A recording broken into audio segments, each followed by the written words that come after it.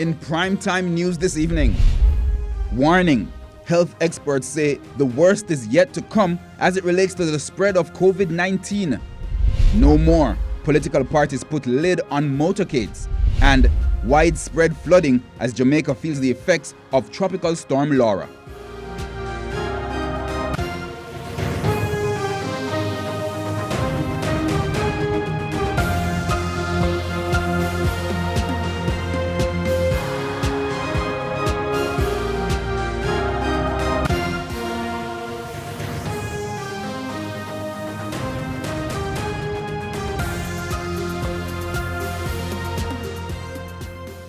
And news just in, 83 new cases of COVID-19 in Jamaica.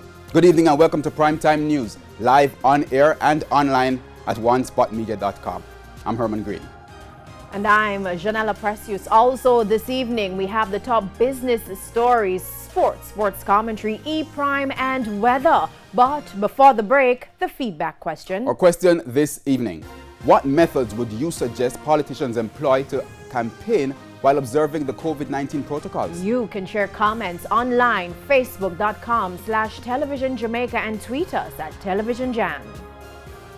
Please stay with us. Primetime News returns right after this break. News